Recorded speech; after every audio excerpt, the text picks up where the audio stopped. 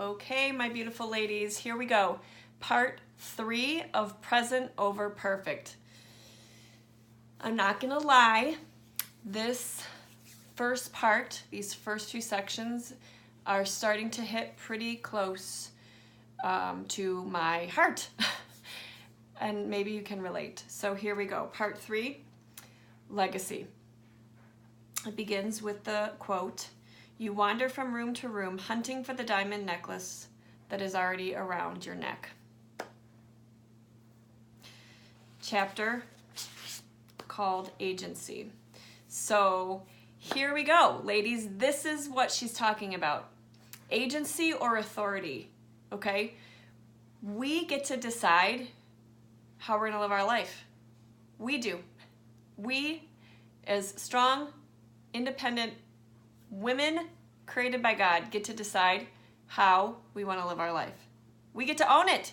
Own it. The real deal. Stop living other people's lives. Stop saying yes. Stop putting up chairs. Stop running away from what's most important, which is you and your family. You get to be in charge. That's a powerful message, and one that I know I needed to hear a few years ago, and I'm pretty sure that most of us in this group will say at one point or another in their life needed to hear this message. I want to read some of the words that she shares on page 103. You were made by hand with great love by the God of the universe, and he planted deep inside of you a set of loves and dreams and idiosyncrasies, and you can ignore them all you want, but they will at some point start yelling. Worse than that, if you ignore them long enough, they will go silent, and that is the real tragedy. We get to decide how to live. We get to shape our days and our weeks, and if we don't, they'll get shaped for us by the catch-all of normal and typical, and who wants that? I love that. I literally love that. So she shares a couple of words that rings true for her where she's at in her life right now, and I think I've shared this with you guys before, but I think my words, like the chapter that I'm at in my life right now, are patience, because I feel like I'm always asking for that, peace, and calm, and Christ. And those are the words that I say over and over to myself when I pray and when I meditate and when I do my affirmations. That is what I'm longing for. That is what I am hoping for. She encourages us that there are certain passages and chapters in our life that we must walk alone. And you have to understand that sometimes it's going to be hard and lonely, but it is in connecting with your true self that you will be able to take authority of your life. You have to choose to be silent. You have to choose to pause long enough to stop and listen to the inner voice of what you truly want. And so choose those moments of silence so that you can really start to say yes to the right things and no to some of the other things. The next chapter is labeled Legacy. It's kind of hard having the chapters not numbered. Chapter Legacy.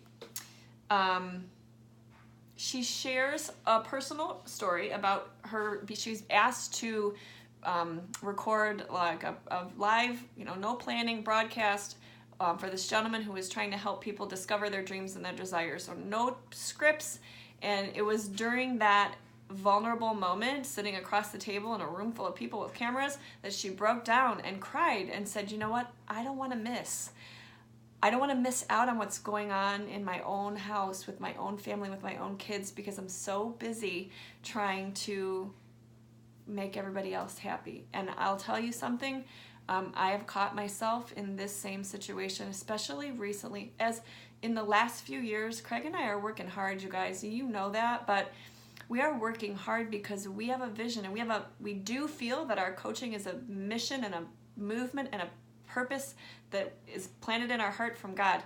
However, it's a slippery slope, because if you don't set boundaries for your work, it will just magnify, right? And so if I don't shut off intentionally every day, I'll catch my kids looking at me while I'm on my phone saying, Are you done yet, Mom? Can we cuddle, Mom? And that is like a dagger. So this chapter was hard for me to read because I feel like I needed to hear her say that I need to be super focused on loving my kids and being present with my husband and my family because they're the legacy that I want to leave. What we're doing for the rest of the world is super important and necessary and helpful and our purpose. But my kids and my marriage, that's first. That has to be first. And so this chapter so far has been probably the most touching to me because it truly is, I relate. It is my mission is to leave a legacy for my kids and to be fulfilled in the marriage that is a gift to God, to me from God. So legacy was a very good chapter, touching. And then it's all right here. It's all right here. This last chapter I'm going to review today, it's in this home, right? It's in our homes. It's all right here, right? If we're so busy caught up trying to please everybody else and make everybody else happy and live everybody else's dreams, we might miss out on the fact that it is all right here in our own home, right?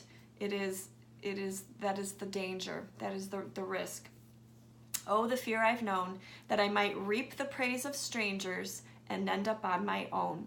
And all I've sung was a song, maybe I was wrong. And so in this chapter, she shares about the risk of pleasing other people, searching for the gratification of the love of strangers, the risk and the hard work and the vulnerability that it actually takes to sustain a marriage over the years and to pour into the relationships with your children. That are this quick fix society and people seeking the approval of everyone else around them is the real risk to being fully present for your family, and that the most important thing is in our home. It's all in here. It's not out there. And don't fall into that trap, and know that it is hard work to stay in a committed relationship and to have healthy relationships with your children. So you have to be present, you have to be vulnerable, and you have to be real. I hope you guys are enjoying this book as much as I am. Please share with me your words. I would like to hear the words that you guys are striving for in this season of your life. Mine are patience, peace, calm, and Christ. That one should be first. But I'd like to hear your words. I love you guys. Keep on reading. I know some of you are ahead of me, but we're going to keep on pursuing this beautiful, inspirational, touching, and real book.